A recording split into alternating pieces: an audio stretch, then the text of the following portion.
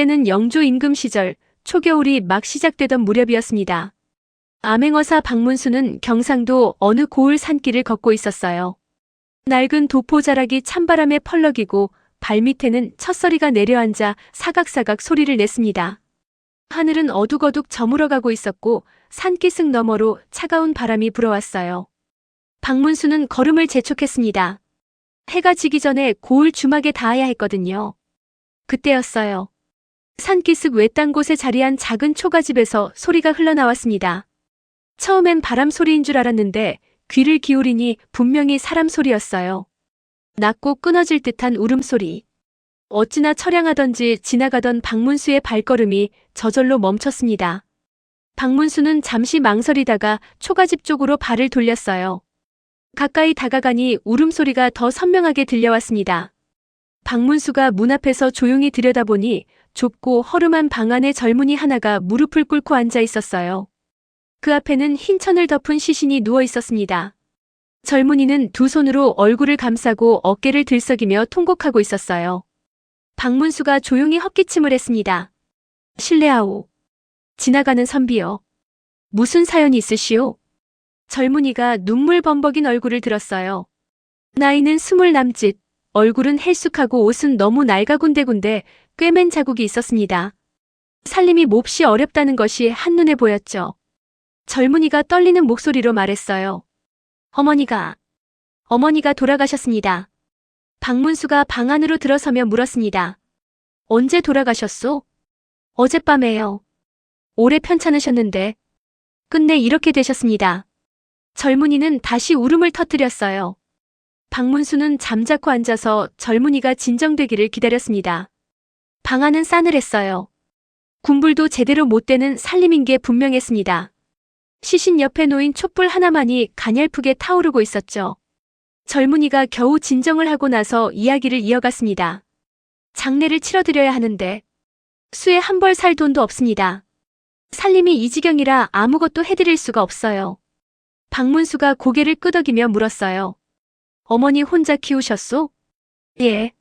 아버지는 제가 10살 때 돌아가셨어요. 그 후로 어머니 혼자 저를 키우셨습니다. 고생만 하시다가 이렇게. 젊은이가 입술을 깨물며 눈물을 참았습니다. 박문수는 마음이 무거워졌어요.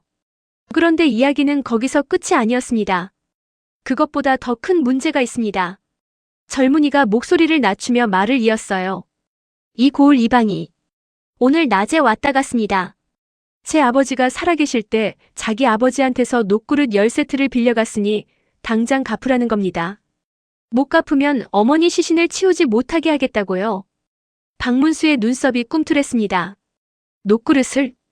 예. 근데 저희 아버지가 돌아가신 지 벌써 10년이 넘었습니다. 그 당시에도 그런 소리 한 번 없더니 어머니가 돌아가시자마자 이런 소리를 하는 겁니다. 빌려간 사실도 없고 증거도 없는데 무조건 갚으라는 거예요. 제가 없다고 하니까 내일 아침에 다시 오겠다고 했습니다. 박문수는 속에서 분노가 치밀어 오르는 걸 느꼈어요. 어머니가 돌아가신 슬픔도 채 가시지 않은 자식에게 그것도 장례도 못 치른 빈소에서 억지 빚을 갚으라 협박하다니. 이건 사람이 할 짓이 아니었습니다. 하지만 박문수는 분노를 겉으로 드러내지 않았어요. 조용히 젊은이의 이야기를 다 듣고 나서 잠시 생각에 잠겼습니다. 그리고 천천히 젊은이 귀에 가까이 입을 가져갔어요. 내일 아침 이방이 오거든 녹그릇을 갚을 테니 잠시만 기다려달라고 하게. 그리고 마당 한가운데에 커다란 가마솥을 걸고 물을 펄펄 끓여두게나. 젊은이가 눈을 동그랗게 뜨며 박문수를 바라봤습니다. 그게 무슨. 그냥 시키는 대로만 하면 되네. 나머지는 내가 알아서 할 테니. 그날 밤 박문수는 초가집 한켠에서 밤을 보냈습니다. 이른 아침부터 젊은이는 박문수가 시킨 대로 마당에 가마솥을 걸고 불을 지폈어요. 찬 겨울 아침 공기 속에 하얀 김이 무럭무럭 피어올랐습니다. 물이 펄펄 끓기 시작했어요. 그때 대문 밖에서 거드름 피우는 발소리가 들려왔습니다. 이방이었어요. 고을 이방은 키가 크고 배가 나온 중년 사내였습니다. 몸에는 번들거리는 도포를 걸치고 있었고 뒤에는 하인 둘을 거느리고 있었어요. 얼굴에는 기름기가 자르르 흘렀고 눈빛은 욕심으로 가득 차 있었습니다. 이보게, 녹그릇 가지고 왔나? 이방이 마당으로 들어서며 큰 소리로 외쳤습니다. 그러다가 펄펄 끓는 가마솥을 보고 잠깐 발걸음을 멈췄어요. 뭔가 이상한 낌새를 느낀 것이죠. 바로 그때 박문수가 방에서 걸어 나왔습니다. 어서 오게. 이방이 박문수를 위아래로 훑어봤어요. 낡은 도포를 걸친 초라한 선비였습니다. 별것 아니라고 생각했는지 이방은 다시 거드름을 피우며 말했어요. 자네는 누구인가? 어차피 오늘 녹그릇 못 가져오면 이 집 시시는 꼼짝도 못한다는 거 알지? 박문수가 천천히 미소를 지었습니다. 그 녹그릇 말이오. 그게 진짜 자네 집안 것이 확실한가? 이방이 턱을 치켜들며 대답했어요. 물론이지. 우리 집안 대대로 내려오는 귀한 녹그릇이라네. 당연히 돌려받아야지. 그렇다면 다행이군. 박문수가 끓는 가마솥 쪽으로 천천히 걸어가며 말을 이었습니다. 녹그릇이란 자고로 뜨거운 물에 씻어야 빛이 나는 법이요. 마침 끓는 물이 준비되어 있으니 자네가 직접 손을 넣어 그릇을 씻어 가져가게나. 이방의 얼굴이 굳었습니다.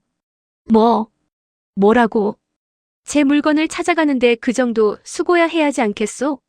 직접 손을 넣어 씻어가게. 펄펄 끓는 가마솥에서 하얀 김이 무럭무럭 올라오고 있었어요. 이방은 그 앞에 서서 눈을 껌벅이며 머뭇거렸습니다. 당연히 손을 넣을 수가 없었어요. 끓는 물에 손을 넣었다가는 살점이 다 익어버릴 테니까요. 왜 머뭇거리는가? 박문수의 목소리가 낮고 차갑게 변했습니다. 제 물건을 찾아가는데 제 손을 아끼는 주인이 어디 있단 말인가? 자네가 진짜 주인이라면 끓는 물쯤은 두렵지 않겠지? 이방의 얼굴이 하얗게 질렸습니다. 저 선비 대체 누구요? 박문수가 품속에 손을 집어넣었습니다. 그리고 천천히 꺼내들었어요. 마패였습니다. 아침 햇살을 받아 마패가 번쩍 빛났어요. 암행어사 출두요. 이방의 두 다리가 그 자리에서 풀렸습니다. 뒤에 서 있던 하인들도 혼비백산해서 뒷걸음질 쳤어요. 박문수가 엄한 목소리로 계속 말했습니다. 네 이놈. 가난한 효자의 슬픔을 이용해 없는 빚을 만들어 재물을 탐하다니. 어머니 시신을 볼모로 잡겠다는 놈이 사람이냐? 이 죄를 내 마패를 걸고 다스리겠다. 이방이 그 자리에서 무릎을 꿇고 이마를 땅에 박았어요. 살려주십시오. 제가 잘못했습니다. 다시는 이런 짓 안 하겠습니다. 박문수는 이방의 재산을 몰수하여 젊은이가 어머니 장례를 정성껏 치를 수 있도록 해주었습니다. 수이며 관이며 장례에 필요한 것들이 모두 갖춰졌어요. 젊은이가 눈물을 흘리며 박문수에게 절을 올렸습니다. 은혜를 어찌 갚아야 할지. 박문수가 손을 저으며 말했어요. 갚을 것 없네. 자네가 어머니께 효도한 마음이 하늘에 닿은 것이지 내가 한 건 아무것도 없어. 박문수는 삿갓을 고쳐 쓰고 길을 나섰습니다. 돌아보지 않고 걸어가는 박문수의 뒷모습에 대고 젊은이가 소리쳤어요. 나리, 성함이라도 알려주십시오. 박문수는 걸음을 멈추지 않은 채 한마디만 남겼습니다. 효심이 하늘에 닿으면 반드시 돕는 손길이 있는 법이요.